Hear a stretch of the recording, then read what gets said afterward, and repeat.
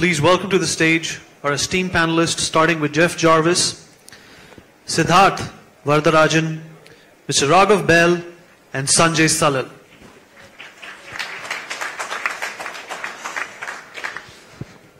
So welcome back. Seems like only yesterday that I was here on this stage.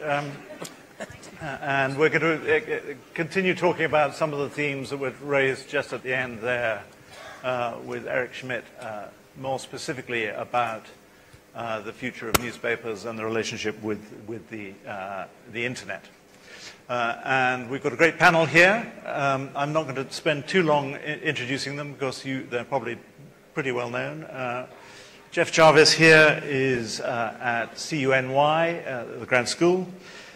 He's a teacher, he's a writer, he's a blogger, a thinker, a mixer, an arguer, and much else.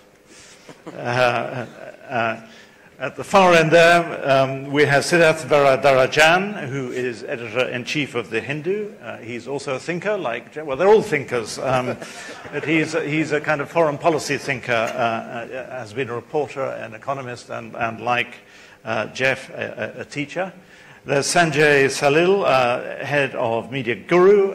He will be well known to you as with a background in print and television.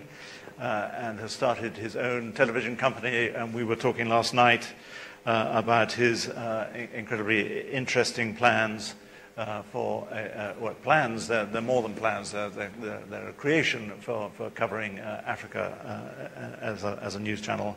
And then finally, Raghav Bahl, managing director of Network 18, more than 25 years in TV and journalism, an entrepreneur. With numerous awards, and you are well qualified to have answered that last question about India and China, because he's written a book about it. So he's the expert on that. Jeff, I'm going to get the... you've been thinking about this problem of newspapers and the internet for as long as I've known you. Tell me what's new in your thinking, because... You've generally been quite tough on newspapers, believing they simply didn't get it, they didn't move fast enough, and most of the things, not all of the things, but most of the things you've chided them for have turned out to be quite reasonable criticisms. Where's it all going?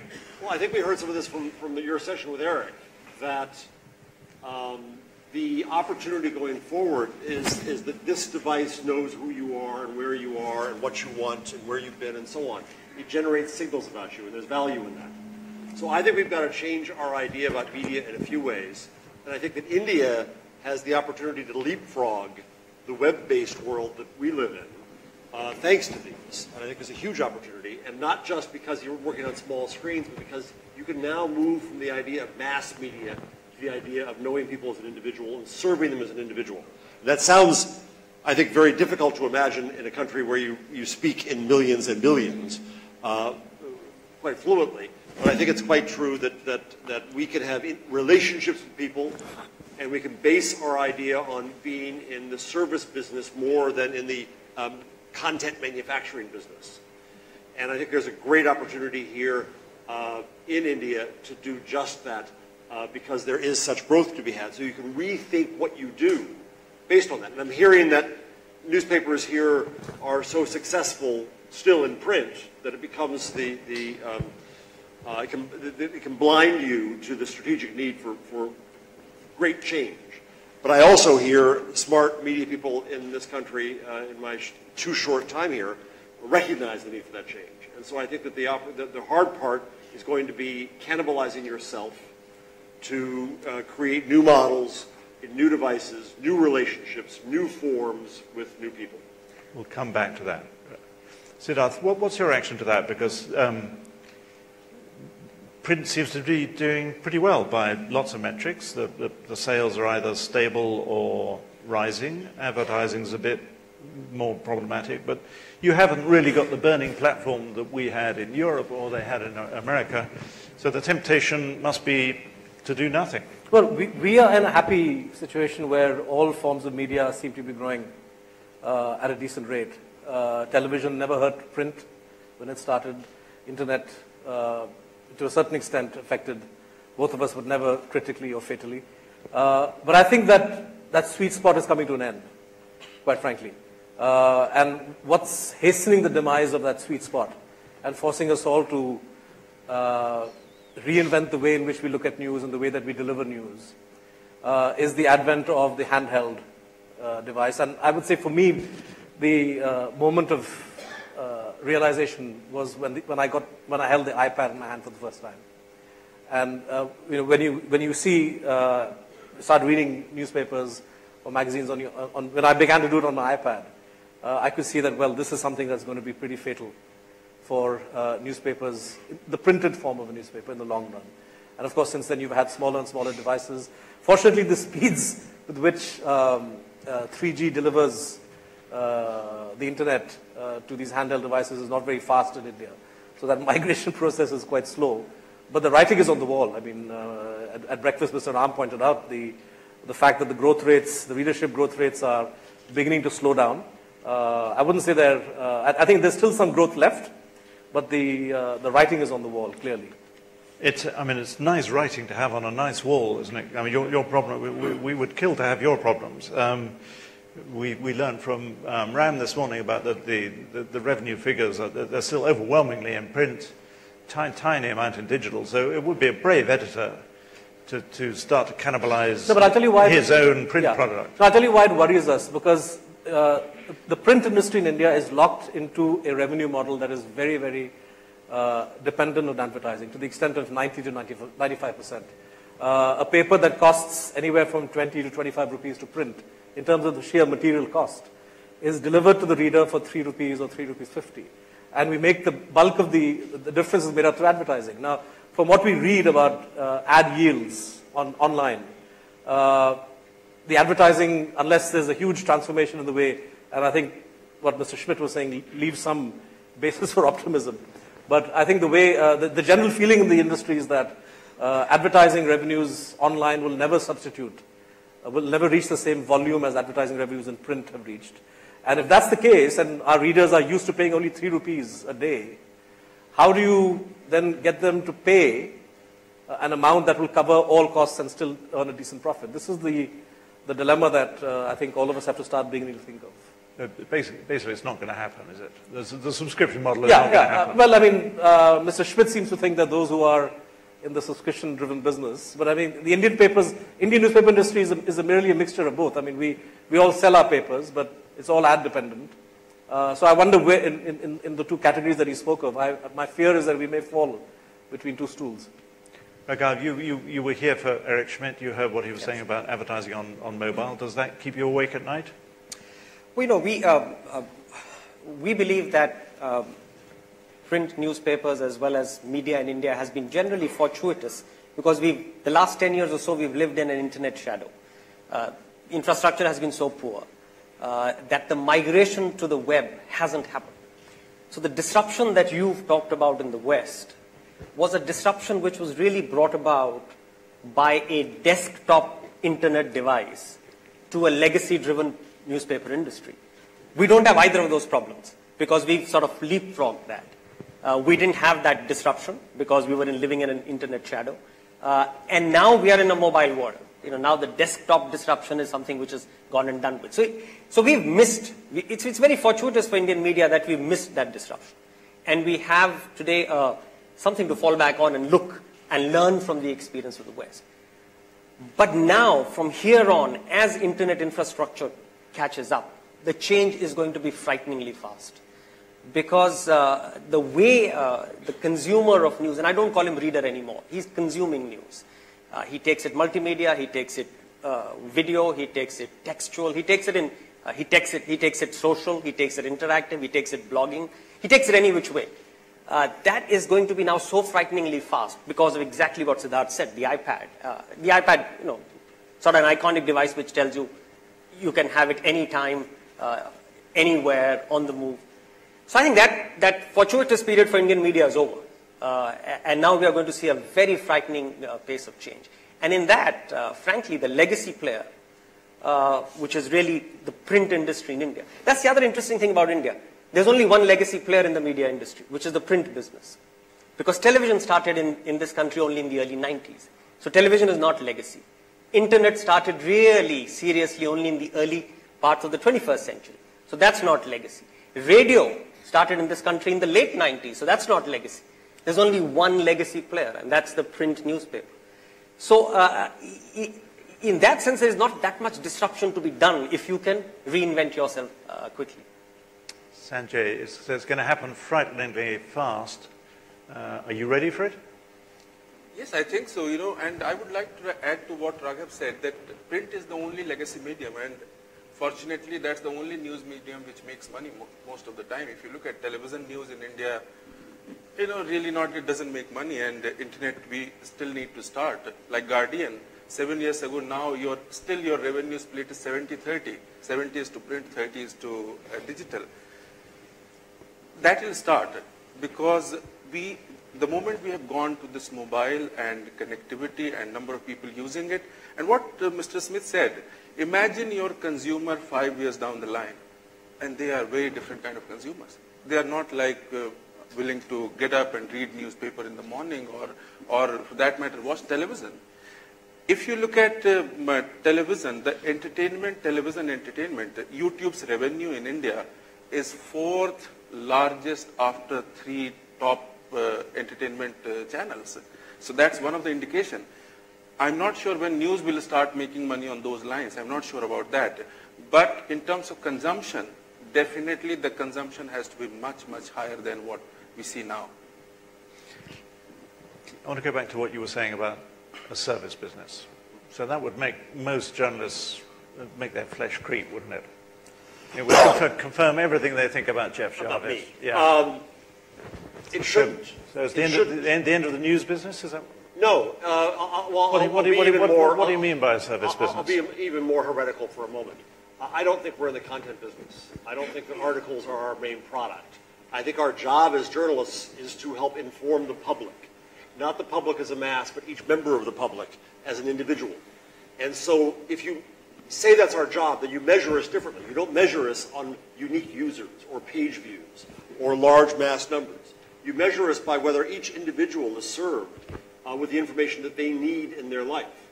You come up with new models to how to do that. You create platforms where the community can share its knowledge among itself. You augment that and add value to that as a journalist by answering the questions and asking the questions that aren't in that flow. So no, I don't think it's heretical at all to say that we're in the service business. We always should have seen ourselves in the service business, but we got seduced by the process of being an industry, manufacturing. Paper just out from Columbia University talks about post-industrial journalism. We are run by our industrial processes. It's a miracle you can put out a paper every day, right? Every day, it's an absolute miracle that both of you managed to do that. Which is what we do. That's our expertise. We think we make articles to fill space. We don't. We inform the public. We help the public inform themselves.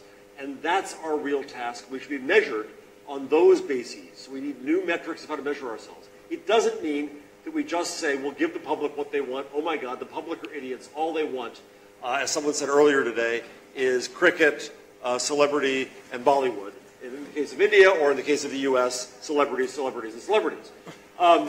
No, we still have a responsibility. We have more respect for people than that. It's not just pandering. It is, in fact, serving. Can I get you to respond to Raghav's point about legacy? Because you're really sort of saying that you're interpreting legacy as having been around for a long time. But really, the things that Jeff's talking about apply just to you, just as well to you. You have got your own industrial process. You may not have been around for as long as print, but there are still there are things you're going to have to change about all your processes and your mindsets in order to make this leap. No, by legacy I meant not just the age of... Yeah. I mean, that in India is a given because all other media really came in the 90s. Yeah. So you were forced to be the single legacy player. I mean, television news could have started in the 60s in this country, but did not. Started only in the middle 90s. No, by legacy I meant exactly what you're saying, the mindset of delivering news. The legacy of the newspaper. And that's because of the fact that it is the newspaper which is delivered every morning. It's a linear transmission of news from one to many. That's the legacy. That legacy, the internet explodes completely. it cannot be one too many, because then nobody cares. So just to pick up from your point about what the journalist's job today is, he's now become the catalyst of debate around news, of opinion around news. He's no longer the deliverer of news or opinion. He is a catalyst. He's an expert navigator. Call him by any of those adjectives. But I see news, and we've seen that. We've experimented with that in some of our internet portals, as now a giant matrix, where the journalist is at the core of that matrix, but he's not delivering one to many. He's now delivering one to one, virtually, and navigating that conversation. So news has become a conversation. It's no longer a single point transmission. How does this all strike you, Siddharth? Are you ready to give up all these sacred cows of journalism? I don't think we need to, because I began, if I sounded a little bit pessimistic, that was only to tell you how the wake-up call came to me. But today, I'm quite comfortable calling myself the editor of a newspaper as well as the editor of a website. And I think increasingly that's the way we have to think. And I don't share Raghav's. I think, in my view, television is equally legacy. And it's a part of legacy that's actually going to be hit even harder by the internet than print is. Because what's happening in many households is that, where earlier an entire family would sit around a television set and watch it, they now go off to their individual iPads and PCs, and maybe one person, maybe nobody's left watching television. And as newspapers like the Hindu or other papers get more adept at using multimedia, and that's the direction many of us are going, you have technologies and you have ways of delivering a lot of what primetime television does in the evenings. The USP today, most television stations, news television stations at night, in the band from say 7 to 11, or let's say 8 to 11 p.m., no longer focus on the delivery of news. It's all chat. It's all debate. And that's something that anybody with a website that's visited by 1 million people could easily set up through Google Hangout or whatever. So even that unique aspect of what TV could do is something that comes within the reach of any news organization or any startup. So I think for us, there is a way in which we can harness all these technologies and think of the internet not simply as a different kind of paper which is on the screen, which is the way many of us, we think of it in a static way. But if we embrace different narrative forms, different media forms, delivered through Hindu.com or any other newspaper, I think that helps us to navigate our way through this uncertainty. So Sanjay, you should be worried because you've got all these fantastic newspapers in India about to come and start doing what you're doing at the moment. So you've had the field to yourself. It's going to become a crowded field, isn't it? That newspaper, I think video will be important in whichever format you deliver that video. Whether that's Hindu or whether that's a TV station, and you would be surprised to know, I was just looking at some of the rankings of these top quality newspapers, and I was surprised to see that their daily circulation is more compared to their monthly number of people that visit their websites. So that's the level of disconnect. I'm not saying some of the top ones, they have got it right or they're still trying to do it, but go to the tier 2, tier 3, top rank regional newspaper, and it's good to say that we are thinking about internet and new medium, but there is a disconnect. And I would not name, but I'll quote a discussion recently I had with one of the newspaper owners, and they said, we are debating between a TV station or a new media venture, and also another edition of the newspaper. And I told them that, this is waste of time. You will set up another edition of newspaper, and they did, because I think it's still driven by the fact that they look at one additional edition will give me the amount of money which I will not get from either TV or internet. But the key point, I think, is video has to be delivered. The way news is presented or has to be presented in internet format or mobile app, etc., it has to be far different than what it is being done now. Most of us are still taking that story, almost same format, and putting it there. I think that has to change dramatically for India. India has not done it yet. Most of them have not done it yet.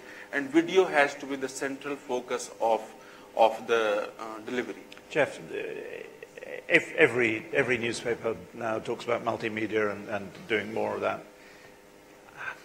Have you seen any successful examples of them doing it? I mean, Well, that's a softball for yourself. I think The Guardian does that very well. that's what I was hoping you would get. Sorry. We play this game of catch here. I give him the cash later. Yeah, I think we find many, but it's not just multimedia. Apart from The Guardian. Sure, the New York Times does Yeah. a very good job. I think a lot of papers across the country that I know in the U.S., that's what I know, do. I look at other countries around the world, I see a lot of examples of that. I think that's the beginning of it, but I think I see newspapers trying to imitate TV, and that's a mistake, because we should reinvent TV. We can do all kinds of new things. I'm on a podcast every week called This Week in Google that is just two people on Skype and one person in a studio, and you make TV out of it. And you can discuss issues, you can discuss whatever you want.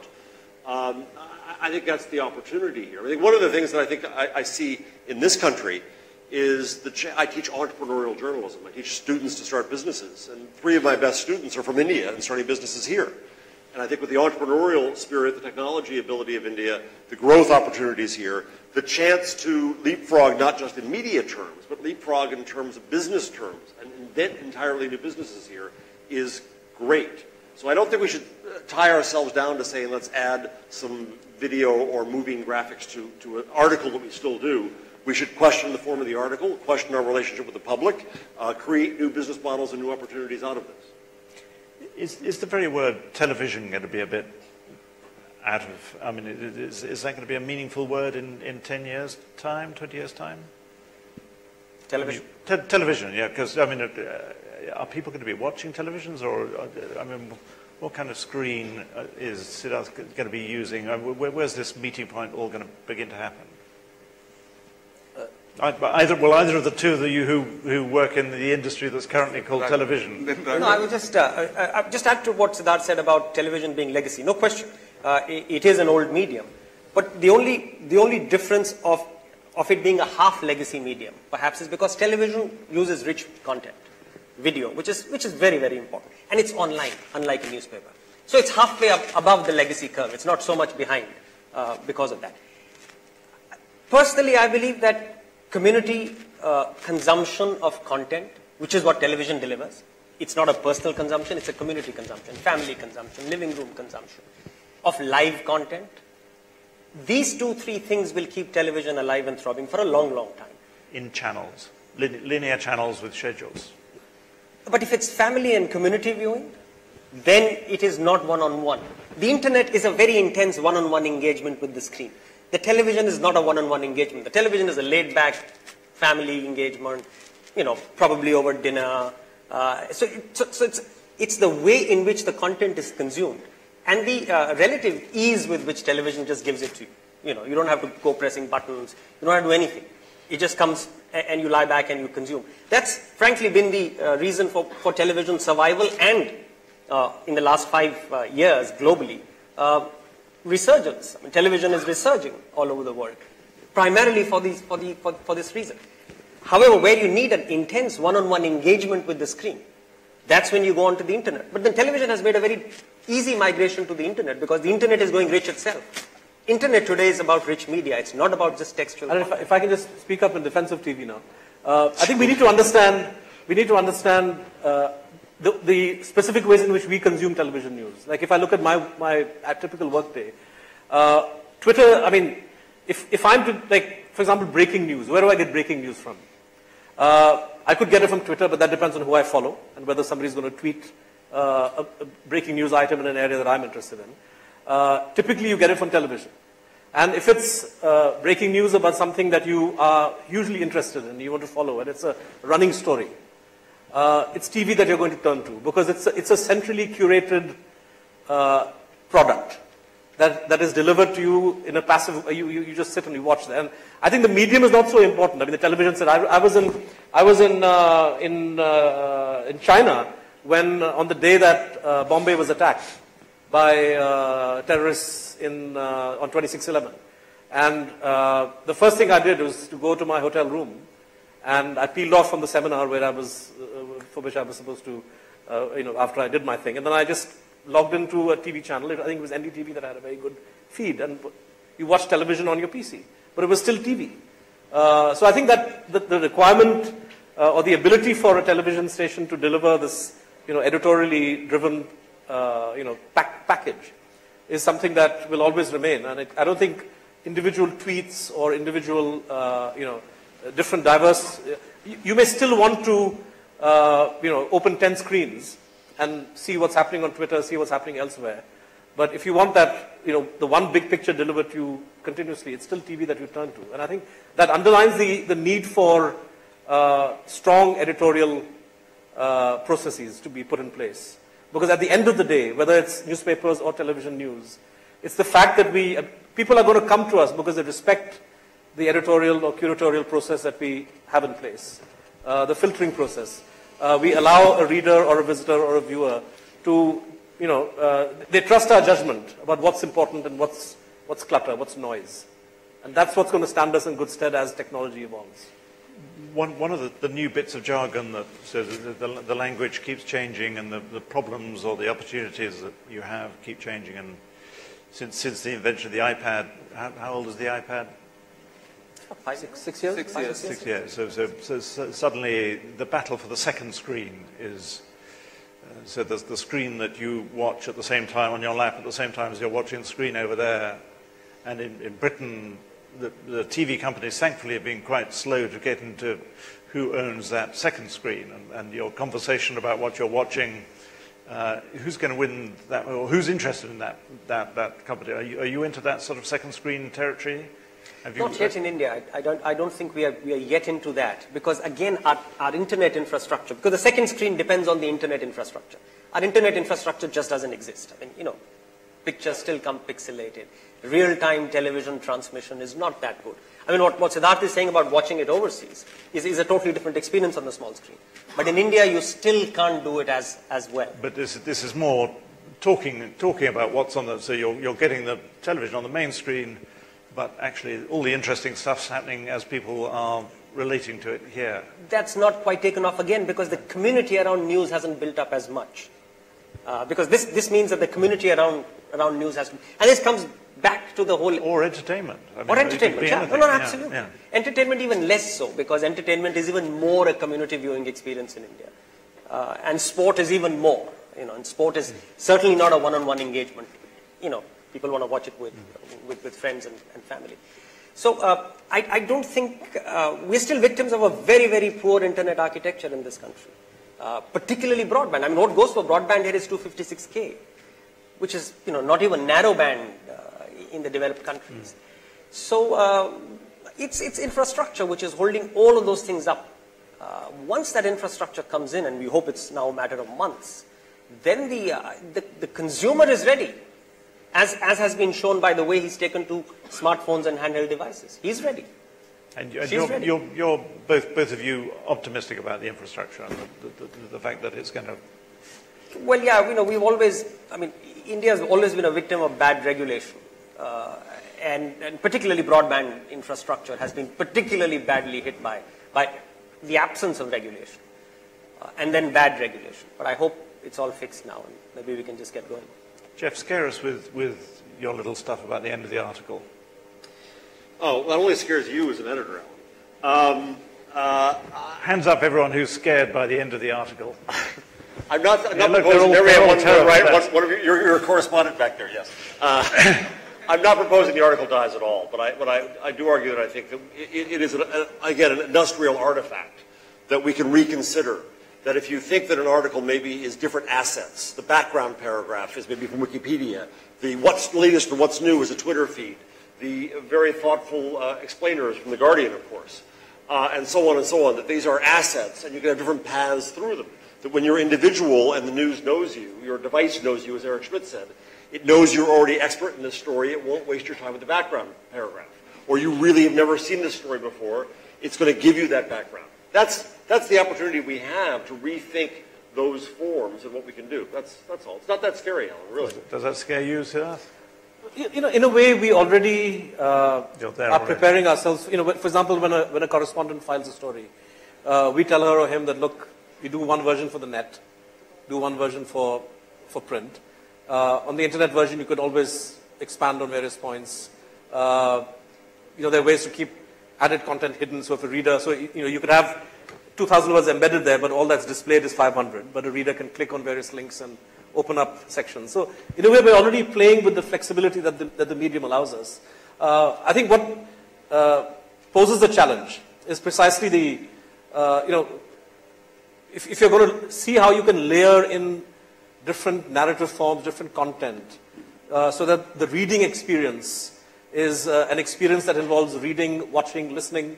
Perhaps that's what you mean by the article getting fractured, or maybe that's what, I'm quite happy with that because I have no problem because you're exploiting a medium that allows multiple forms of narration and all simultaneously.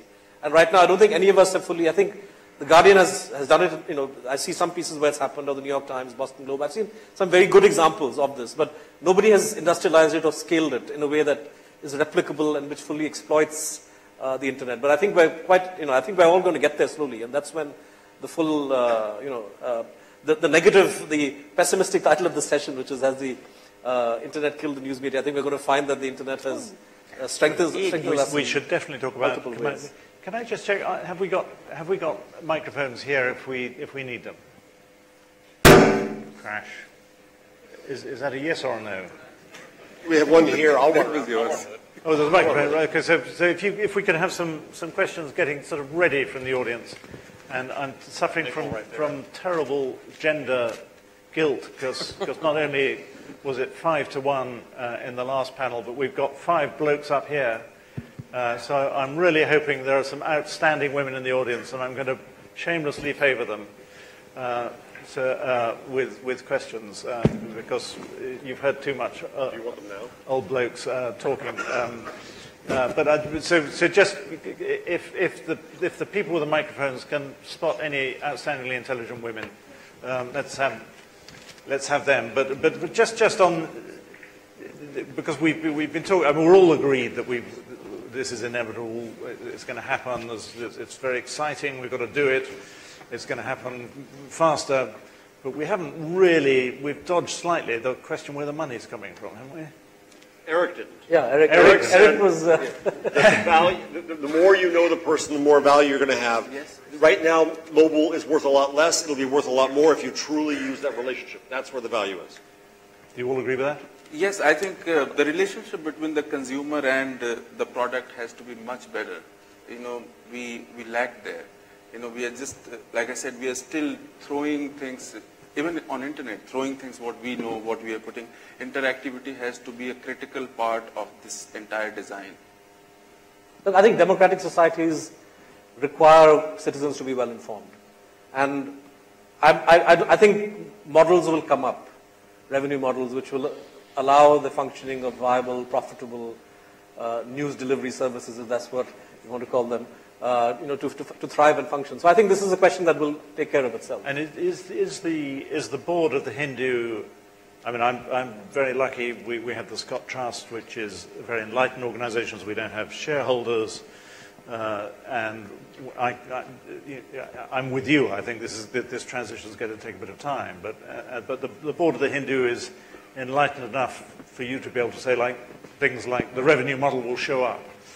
I think as I said, the kind of pressure which exists, the burning platform, as you said, things are not critical to that extent that newspaper owners or boards are worried about something happening immediately. But I think we need to focus. I think I can't speak for the Hindu board, but I would imagine in my interactions with them that this is I think everybody is actively involved in trying to answer the kind of question that you've answered, because it's very important for the strategic growth of the Hindu and every other newspaper. That newspaper boards can be quite greedy, can't they? I mean, that was the experience in America, that they were used to what kind of profits?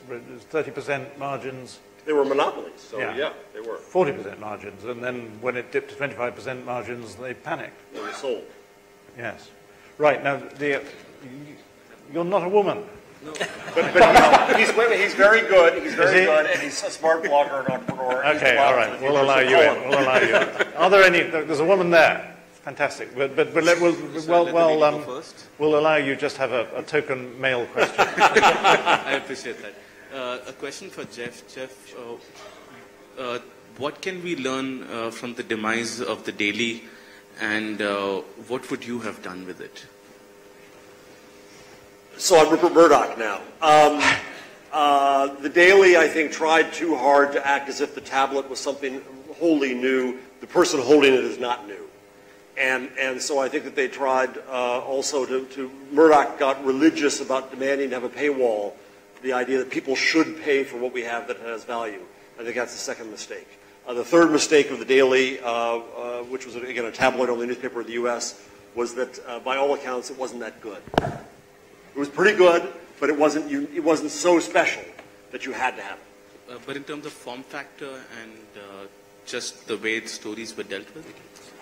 Again, that's still acting as if we're still doing shovelware. We're moving articles and updating them a little bit and putting them in new form rather than rethinking what we do, I think. Madam. Thank you. So I'm Shaila Rashid from Internet Democracy Project.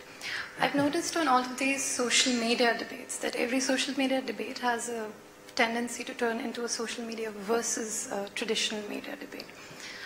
For a long time, the relationship between social media and traditional media has been antagonistic, but I think many people, like CNN was the first to start iReport, and now I think Guardian has arrived late on the scene, but they have with citizen journalism. So I want to bring one point out, which repeatedly comes up in new media debates, which is rumors, the tendency of the potential of social media to propagate rumors. But you know, every time a minister appears on the dais, he'll give you an example of how social media was used to create rumors and then create unrest. But this isn't unprecedented. Rumors rumor is not something, it's not the invention of social media in any case. There were rumors even in the pre-new media world. There used to be rumors and they would instigate violence. I think what they need to get right is how to curb these rumors. And there have been times, for example, Mr. Shashi Tharoor, he was misquoted by the Times of India. I think a statement that Tarun Tejpal made at the JLF, Jaipur Literary Fest, it was attributed to Mr. Shashi Tharoor. And very quickly, he used his Twitter account to counter the same rumor.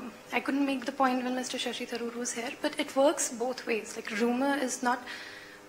the social media does not have any monopoly over the rumors. There have been times when the print media or TV has propagated rumors and social media have been used to counter them. So it works both ways. Another thing about authenticity, there's always this thing about authenticity. Newspaper reports are more authentic, social media reports are less authentic. But what does authenticity mean to marginalized groups, for example, whose voices have never been reflected in traditional media?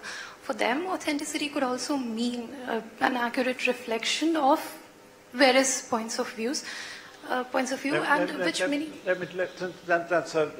there's a lot tied up in that question, so let me see. It was just a comment, I think it was.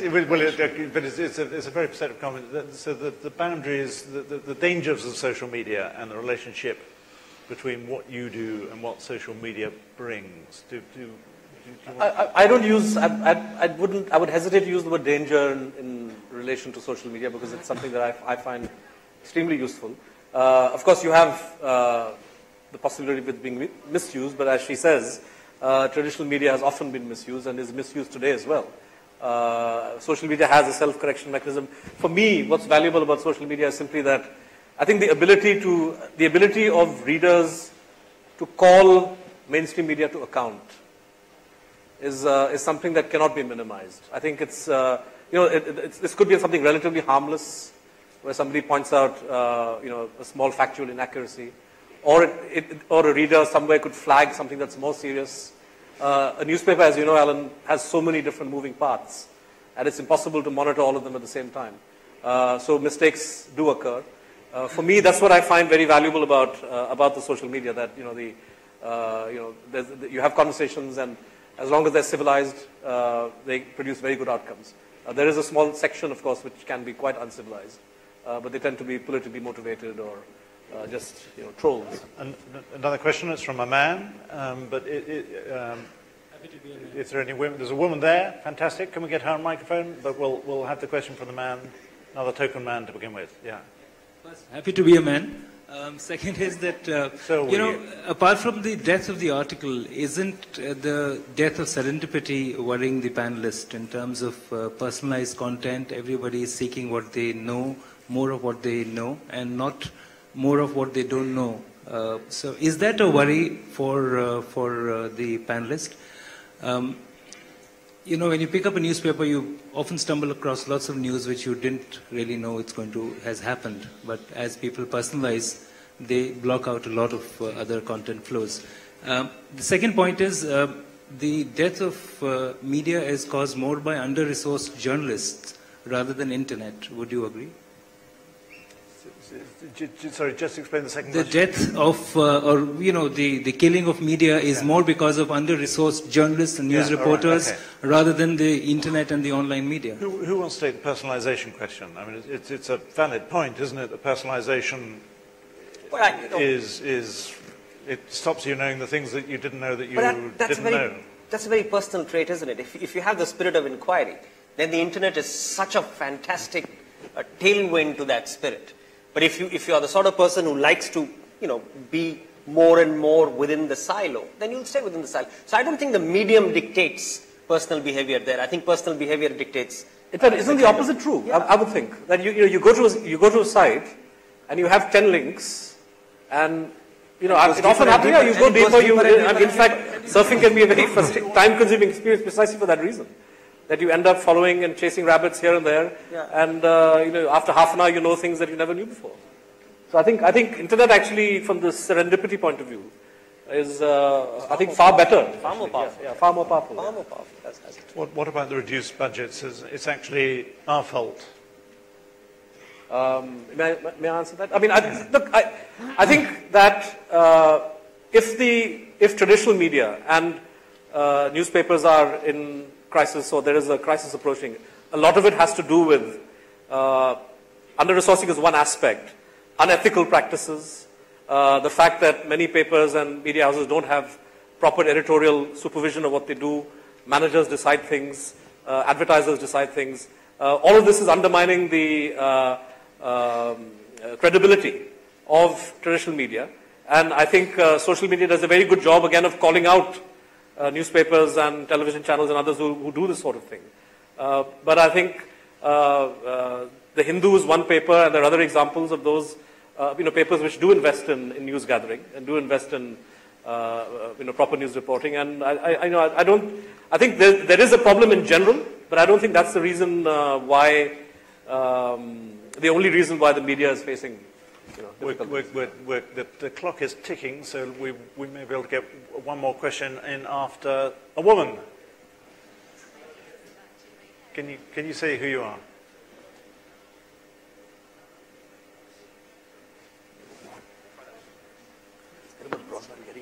National Law University, Delhi. My question's actually sort of repeating the tail end of the previous question. I wanted to ask you about the situation that The Atlantic had recently, where a freelance journalist objected quite vociferously to not being paid. And I was wondering, I mean, this is really a follow-up, you have talked about it already, whether you see the danger of that happening rising in terms of the new business models that the internet is creating for the media. Jeff. This is a story. The Atlantic, which is a very, very good magazine and site in the U.S., asked someone to edit their long post into fit and asked them to do it for free and for exposure. The writer, the would-be writer, protested and shared the email exchange that occurred with the editor. Then it got a little more complicated because the writer was accused of plagiarizing what he'd written anyway. But put that to a side, and I bring no judgment. I think that, yes, we need to be able to pay for journalism, but we also have to recognize a couple things. One is that the internet also brings more efficiency, a lot more efficiency, that Alan can have collaborators around the world. You can have collaborators everywhere helping on stories, and we don't have to do everything for everyone anymore. So we have to recognize that the large, often monopolistic institutions we had before will probably become smaller and more efficient. That's painful. That means people will lose their jobs. Second, I think it's a mistaken notion to say that everyone who sets fingers to a keyboard deserves to be paid for what comes out. There's a wonderful movie called The Horse's Mouth, in which a guy named Gully Jimson would go around and find any wall to paint on so that he could paint on it. I blog oftentimes because I just want to say what I want to say. I don't expect to be paid for it. I don't think that's a sin. And I'd like to just make one last little detour here to the point that came in the first day this morning. I think that we have to say that social media and what we do is not necessarily just media. It's often conversation. And in that conversation there is value. And we have to recognize that as well. And so partly what we have to do here is also protect speech. I was glad to hear the very first talk this morning from Minister Bahl, is that his name, frankly? Yes.